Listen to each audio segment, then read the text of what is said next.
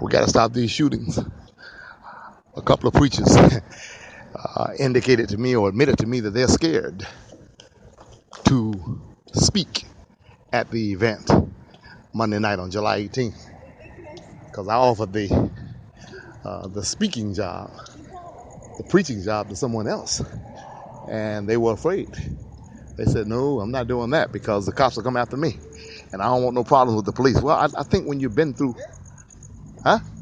Oh, I think when you've been through what I have been through, when you've been locked up in jail for a crime you didn't commit. I mean, what else is there to fear, to be quite frank with you? I mean, yeah, I want you to try to understand how I feel. I'm like, you know what? You could be doing the right thing and not committing any crime whatsoever. And these jokers can just lock you up, put a case on you, put a charge on you, send you to trial before an all-white jury, which is what happened to me, get you convicted and send you away for more than a decade. That's what can happen when you're doing the right thing and minding your own business.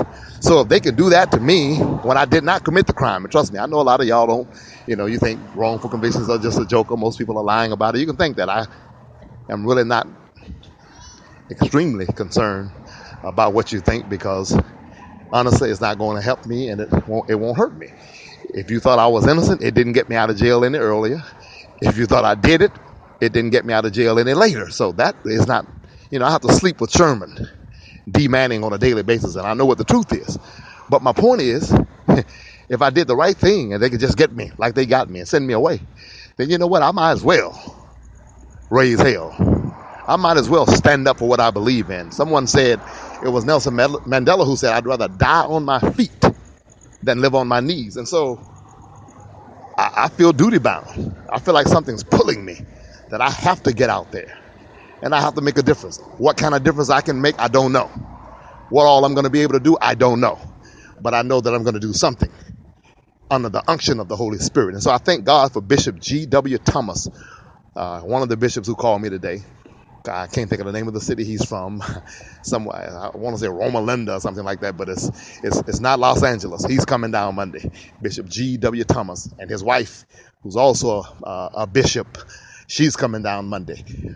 Pastor Kenneth Pitchford, the owner of Pitchford's Funeral Home, as well as the pastor of Hopewell Baptist Church and Rehoboth Baptist Church, Pastor Pitchford will be there. I hope his son, Kendron, shows up also.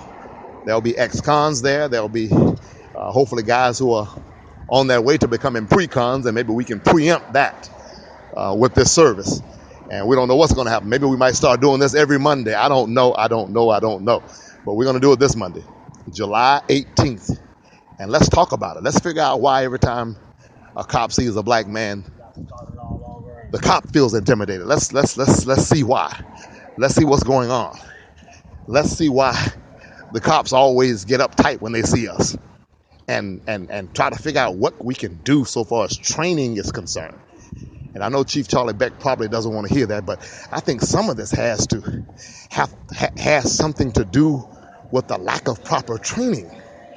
I mean, you can't get around the fact that the average police officer, when he sees a black man, is scared.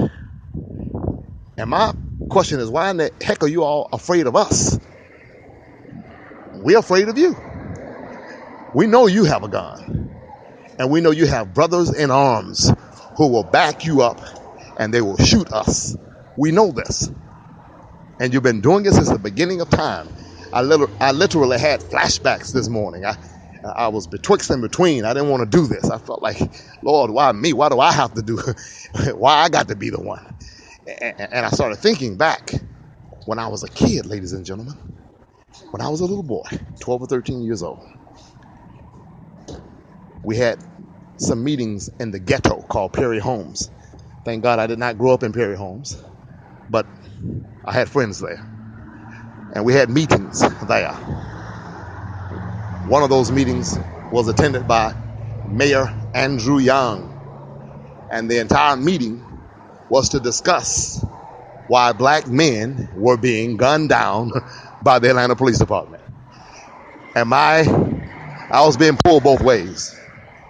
I felt, like it was a tug of war. On the one hand, I had the community pulling me, and I had so many friends in the ghetto and in the hood. On the other hand, I had City Hall and Andrew Young pulling me. Andy was one of my mentors. I love him dearly. He is a great man, one of the greatest men I know.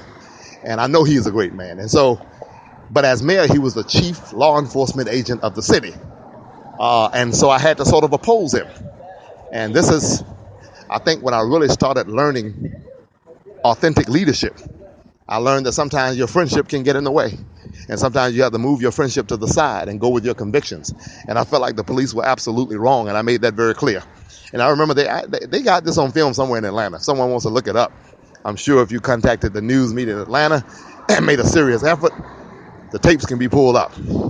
I was 12 or 13 years old. But what happened was they were booing Andy and calling him all kinds of names because, again, he represented the city. And you know how we are. If you represent the city and the cops are killing us, then you're with the cops. Okay? But what I understood very, very clearly was that Andy Young was the chief law enforcement official of the city. And he had to keep his police department together. And we almost saw an insurrection, if you will, an anarchy in New York City, because those cops started thinking that the mayor, de Blasio, and I'm certain that was not true, that he was not against his department. He simply wanted to clean it up, and he disagreed with some of the things they were doing. And I respect him for that, actually. I salute him for that. But what happened was some of those cops tried to make it appear that Bill hated the cops, and he wasn't in their corner, he was this and he was that. And so he almost had an insurrection in his department. And Andy knew that he couldn't let that happen, which means he had to sort of defend the cops and say, we'll investigate. And I understood that, but I had to sort of oppose him. Now, when they started booing him, I did tell them to be quiet and respect the mayor. And I'm very glad that I did that. That's one thing that I did do. I said, stop booing him. Let's respect the mayor. The mayor's a great man. But I just disagreed with the way the cops were being handled. That's what I disagreed with. And, but the point of this story, the moral of this story is not to tell you about how great a leader I became at 12, because I wasn't that great of a leader, but I was learning. It's to tell you that it shocks me that I'm 43 years old now, 30 years after we were trying to get the cops in Atlanta to stop killing black men. Here we have a black president, and I'm not one of these guys who's blaming the president now. There's nothing, the president hasn't done anything wrong. He's done a tremendous job. But my point is, in this day and age, even with a black president, we are still having the same issue and problems that we had 30 years ago. And it's sort of shocking. It's fascinating to me. It's awe-inspiring. And it makes me nervous to know that this is still going on. And so we've got to do something. And one of the things we're going to do is going to start Monday night at Greater Hope World. They've had marches, and there are going to be more marches probably growing out of this. In fact, I've had one pastor call me earlier today, and he says that he wanted to have a march, and he asked if he could attend this event and, get a march out of the event. In other words, make the announcement of his date. I said, come right on. We'll work with you. That's what we're doing. We're not selfish and stingy. We'll work together. I will assist him in his march, and hopefully he will work with me in the prayer vigil, which is going to be on Monday night, July 18th. But at the end of the day, what do we do when the march is over? When we finish marching, we have to have some strategies that we are willing to employ and that we're willing to follow through on, which will help bridge the divide between our cops and black men. Black men aren't going anywhere, okay? And in some sense, that's almost a lie, because they got rid of a lot of us by putting us in prisons and putting us in the graveyard. And I don't want to make it sound like, all of that was done intentionally. I'm an open-minded person, and I do believe that many cops are just doing their job. They're protecting the neighborhood. And they sent people to prison because the person committed serious crimes. And some of them shot people who were trying to shoot them. But at the end of the day, a lot of us are missing. A lot of us are missing from the streets and missing in action, basically. Families have been robbed of black men. We always talk about absentee fathers and people growing up in fatherless homes. Well, a lot of those fathers are in prison. Okay? A lot of those fathers are in prison. That's a whole other discussion that we'll have some other time. But my point is, what are we going to do? Cops are not going anywhere. Black men are not going anywhere. Cops, as I learned from being a boy, 30 years later, we still have them, and they're still shooting us, okay? And there's still black men around to be shot. Hate to be that candid, but that's just a fact. So we have to figure out something that we can do to make a difference. We have to figure out how we can change this and some strategies that can be employed. One moment. Are you a film student? Excuse me.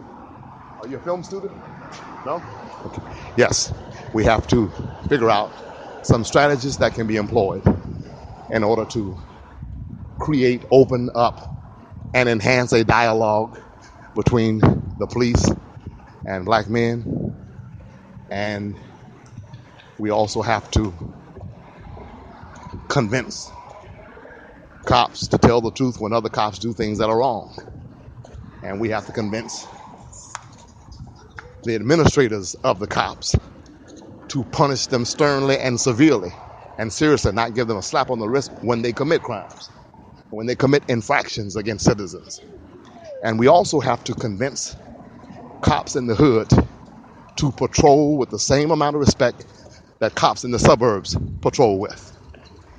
Now, this is coming off the top of my head, but I know for a fact because I've lived in the suburbs most of my life, and so I know that policing was different where I grew up than it was in Perry Homes.